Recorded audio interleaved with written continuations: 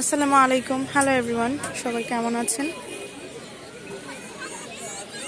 তো আমরা এখন আছি দীঘিনালা সেনাবাহিনী ক্যাম্পে। এই যে দেখেন যে বাঘাইহাট আর্মি ক্যাম্প এটা।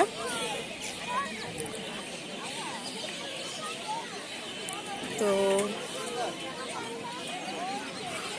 এই যে দেখেন এখানে অনেক অনেক গাড়ি, অনেক অনেক মানুষ এখানে জমায়েত হয়েছে।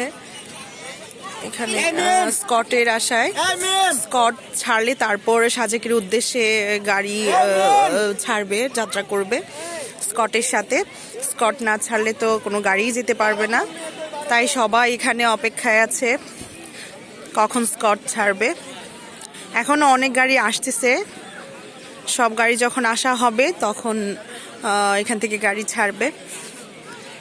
যেহেতু এখানে স্কট ছাড়া কোনো গাড়ি যেতে পারে না, স্কট সাথে করে নিয়ে যায়, তাই স্কটের সাথেই যাওয়ার জন্য এখানে সবাই অপেক্ষা করছে। আমরাও অপেক্ষায় আছি স্কটের সাথে যাব বলে। দেখেন কত মানুষ এখানে। আমরা একটু ঘুরতেছি, এখন আমরা একটু ঘুরছি।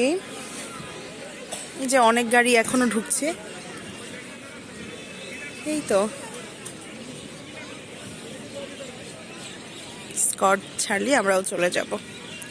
তো দেখি আশেপাশে অনেক, ওইদিকে অনেক ফল টল পাওয়া যায়, পাহাড়ি ফল, অনেক তাজা তাজা ফল পাওয়া যায়, ডাবের পানি পাওয়া যায়, খুব ভালো লাগে এগুলো।